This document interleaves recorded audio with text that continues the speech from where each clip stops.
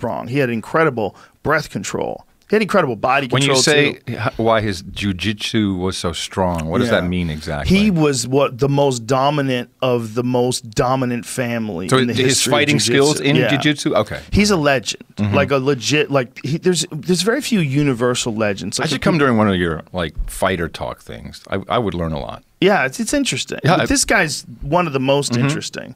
He's one of the most interesting because his family in Brazil was famous for creating this form of jiu-jitsu, Brazilian jiu-jitsu, that went on to win the Ultimate Fighting Championship and really revolutionized martial arts, right?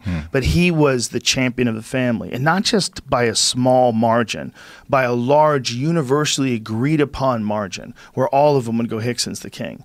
Like no one's even close. Everyone, the first person that figured out stilettos and high heels. Well, you know why? You know why they're worn. I mean, the initial idea is to, because of the angle and the pressure, your calves pump up, and that is deemed as more sexually attractive. In fact, I think it's pretty proven to work on men's attraction to women. Red lipstick is also part of the blush you have after orgasm, blush on your cheeks. All that stuff is sexual, and it's just exploited by a huge industry. Yeah, for sure. It's just weird they talk the chicks into it. The heel thing, especially, like, imagine if men were all. I love it. Went the other way. Don't you love it? Don't you think it looks fantastic? I think it looks fantastic. Yeah. I do. But imagine if it went the other way.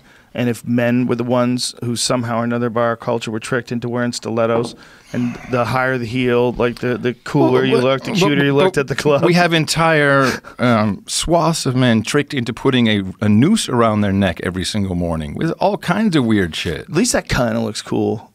It's a noose. It is a noose. It's a noose. Listen, you're coming from someone who said I wouldn't wear one because I know if I got a hold of someone's tie, I could choke them to death with it. Exactly. Yeah, especially if it's like a sticky tie. And if it's a Windsor knot, that's some best. dudes have leather ties. That shit's preposterous. What